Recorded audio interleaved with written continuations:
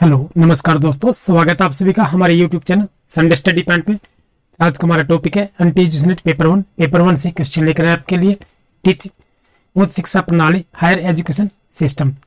Video को अंत तक देखते रहिएगा। वीडियो पसंद आए तो वीडियो को लाइक कर दीजिए। चैनल पर नए हैं चैनल को सब्सक्राइब कर लीजिएगा, साथ में बेल आइकन को प्रेस कर लीजिए। हमारी अन्य वीडियोज देखने के लिए नीचे डिस्क्रिप्शन में आपको लिंक मिल जाएगा, या फिर आप चैनल की प्लेलिस्ट में जाकर वहां से हमारी अन्य वीडियोज देख सकते हैं।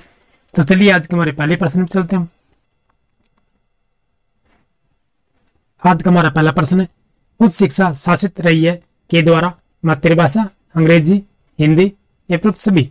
तो राइट आंसर हमारा ऑप्शन नंबर क्या हुआ? ये उच्च शिक्षा शासित रही है किसके द्वारा? ऑप्शन नंबर डी हमारा सही आंसर रहेगा।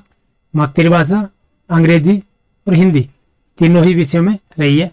चलिए अगला प्रश्न हमारा, नई शिक्षा नीति शिक्षा पद्धति में प्रमुख सुधारों पर विचार करता है। यह संकेत किया जाता है कि वर्तमान शिक्षा पद्धति राष्ट्रीय आवश्यकताओं एवं विश्व में अनुकूल नहीं है। वर्तमान शिक्षा पद्धति में अधिक परिवर्तन की आवश्यकता है। वर्तमान शिक्षा पद्धति अप्रचलित है।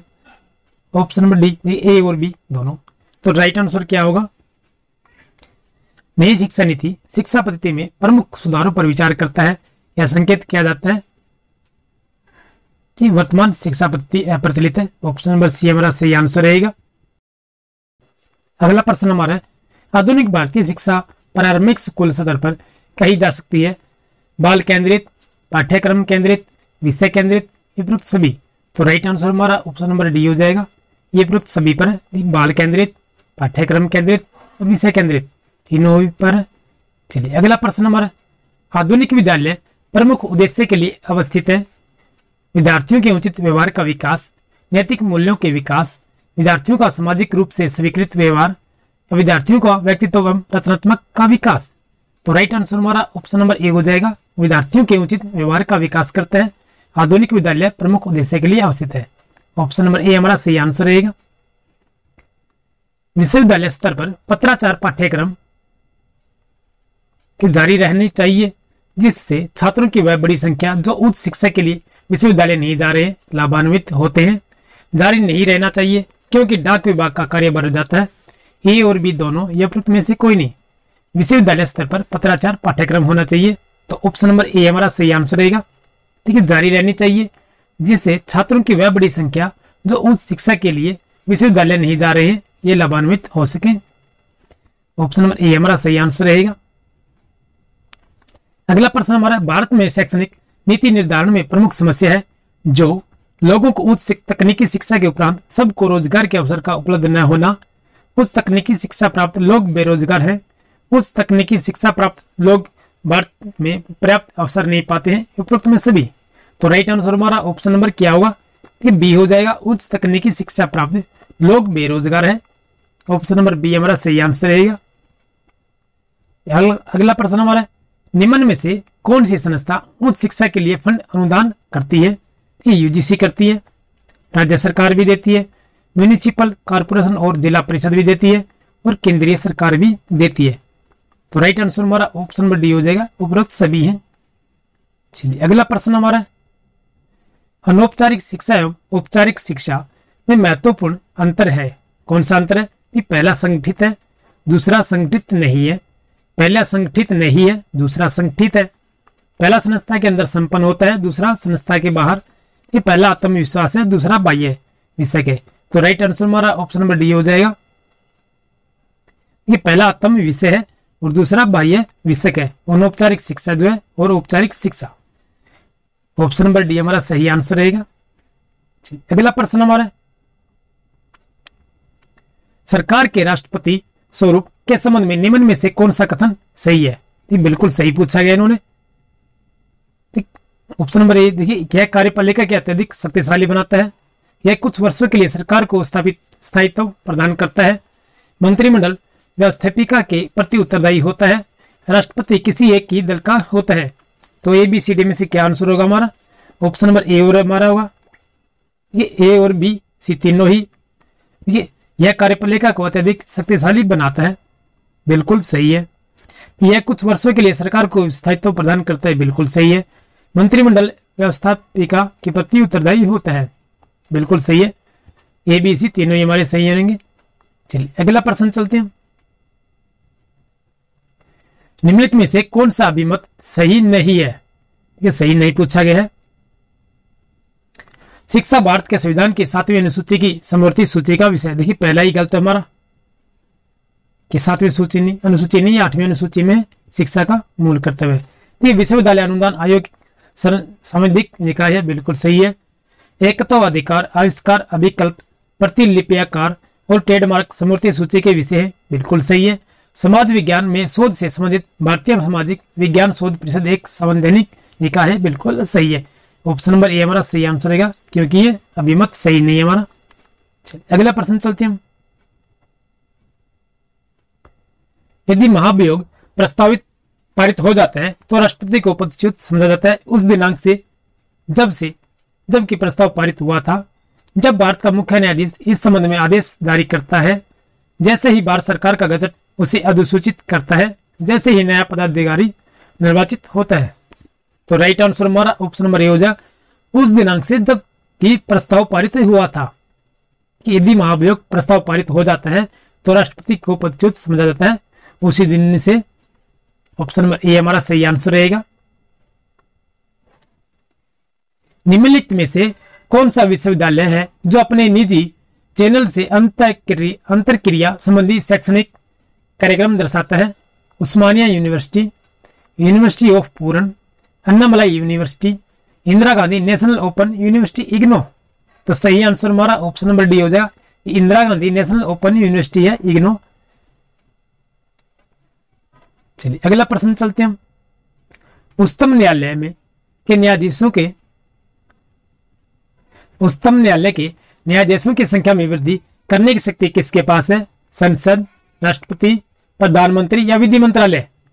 तो राइट आंसर हमारा ऑप्शन नंबर ए हो जाएगा, ये संसद के पास है। उच्चतम न्यायालय के न्यायाधीशों की संख्या में वृद्धि करने की शक्ति जो है ये संसद के पास है। चलिए अगले प्रश्न चलते हैं हम।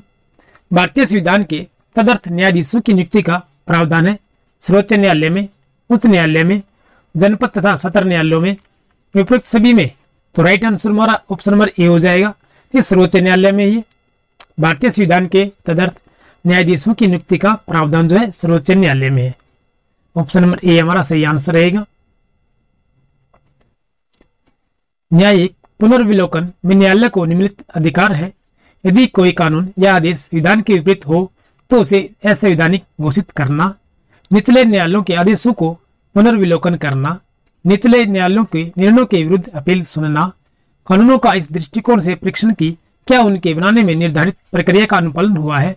तो राइट आंसर हमारा ऑप्शन नंबर ए हो जाएगा, यदि कोई कानून या आदेश संविधान के विपरीत हो तो उसे असंवैधानिक घोषित करना है। ऑप्शन नंबर ए हमारा सही आंसर रहेगा। चलिए अगला प्रश्न चलते हैं हम। निम्नलिखित में से किसने उच्च न्यायालय के न्यायाधीश तथा लोकसभा अध्यक्ष के पदों को सुशोभित किया है?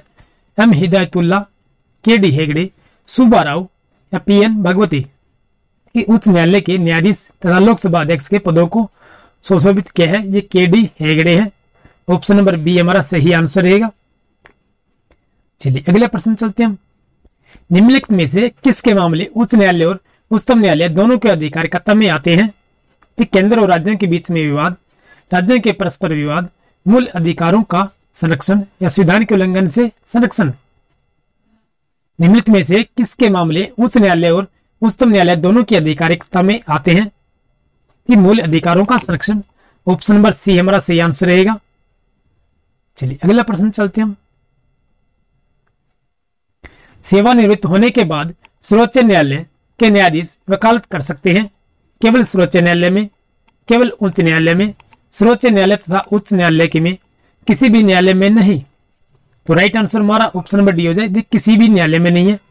सेवानिवृत्त होने के बाद सर्वोच्च न्यायालय के न्यायाधीश जो वकालत कर सकते हैं ये किसी में भी नहीं कर सकते हैं। ऑप्शन नंबर डी हमारा सही आंसर रहेगा।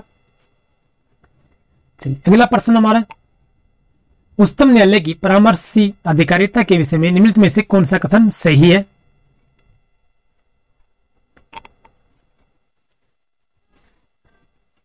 उच्चतम न्यायालय की परामर्श अधिकारिता के विषय में निम्नलिखित में से कौन सा कथन सही है? उच्चतम न्यायालय के लिए यह बाध्यकारी है कि वह राष्ट्रपति द्वारा निर्देशित किसी भी मामले में अपना मत व्यक्त करे। परामर्शी अधिकारिता के विशक्ति के अधीन प्राप्त किसी निर्देश का उच्चतम न्यायालय की पूर्ण पीठ सुनवाई करती है। परामर्शी अधिकारिता के अधीन प्राप्त निर्देश पर व्यक्त किया हुआ उच्चतम न्यायालय का मत सरकार पर बाध्यकारी नहीं होता है। उच्चतम न्यायालय को कि उसकी परामर्शी अधिकारिता की शक्ति के अधीन एक बार में केवल एक ही निर्देश भेजा जा सकता है। ए बी सी डी में से कौन सा आंसर होगा? देखिए सही राइट आंसर हमारा ऑप्शन नंबर सी हो जाए, बी और सी है। उच्चतम न्यायालय के परामर्शी अधिकारिता के विषय में निम्नलिखित में से कौन सा कथन सही है?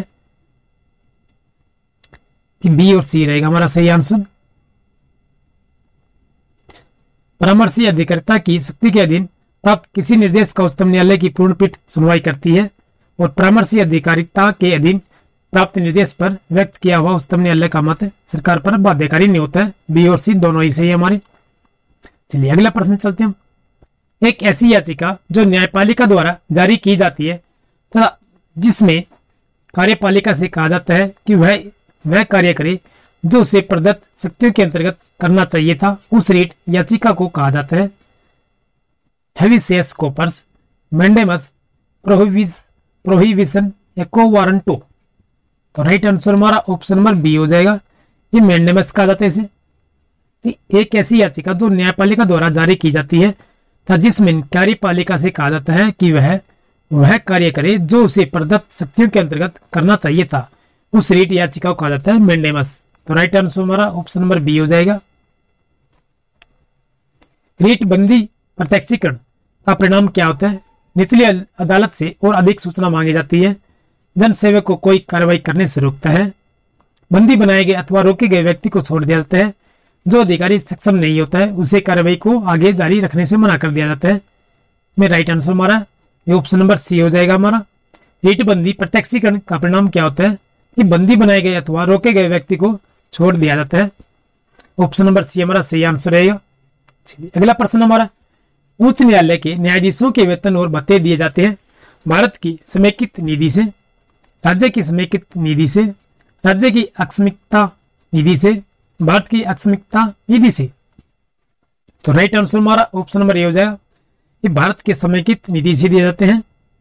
उच्च न्यायालय के न्यायाधीशों के वेतन और भत्ते जो है भारत के समेकित निधि से दिए जाते हैं। चलिए अगला प्रश्न हमारा है, उच्च न्यायालय क्षेत्र अधिकार से संकुचन या विस्तार करने का अधिकार किसके पास है? राष्ट्रपति, संसद, संबंधित राज्य विधान या राज्यपाल। तो राइट आंसर हमारा क्या होगा? उच्च न्यायालय के क्षेत्र अधिकार में संकुचन या विस्तार करने का अधिकार किसके पास है? इस संसद के पास है। ऑप्शन नंबर बी हमारा सही आंसर रहेगा। डॉक्टर बी आर अम्बेडकर ने निम्न में से अधिकारों में से किसे भारतीय संविधान का हृदय और आत्मा कहा था? अभिव्यक्ति की स्वतंत्रता, समानता का अधिकार, धार्मिक स्वतंत्रता का अधिकार या संवैधानिक उपचारों का अधिकार। तो राइट आंसर हमारा ऑप्शन नंबर डी हो जाएगा। संवैधानिक उपचारों का अधिकार को कहा था इन्होंने। डॉक्टर बी आर अम्बेडकर को निम्न अधिकारों में से किसे भारतीय संविधान का हृदय और आत्मा कहा था? इस संवैधानिक उपचारों का अधिकार। ऑप्शन नंबर डी हमारा सही आंसर रहेगा। चलिए अगले प्रश्न चलते हैं। सुमिलित कीजिए, सुमिलित करना हमें काफी बड़ा प्रश्न है।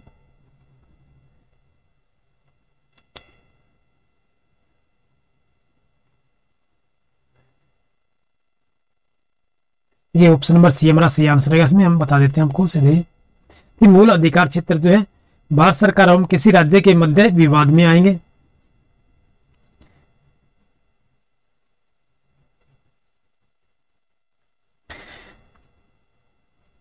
मूल अधिकार जो है हमारे भारत सरकार एवं किसी राज्य के विवाद में आएंगे।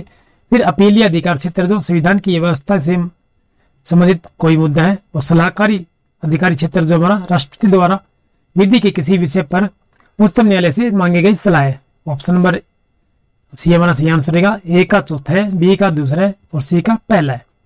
तो राइट आंसर हमारा सी हो जाएगा। ए का चौथा, बी का सेकंड, सी का 1। चलिए अगले प्रश्न चलते हैं। अगला भी देखिए कोर्ट भाषण दिया गया है। किसी व्यक्ति को उच्च न्यायालय का न्यायाधीश बनने के लिए उनके पास निम्न में से किन किन योग्यताओं का होना आवश्यक है? देखिए उसे भारत का नागरिक होना चाहिए और उससे न्यायिक पद की कम से कम 10 वर्ष का अनुभव होना चाहिए। ए और सी दोनों हमारे सही आंसर रहेंगे। चलिए अगला प्रश्न चलते हैं हम। इसमें बी हमारा सही आंसर रहेगा।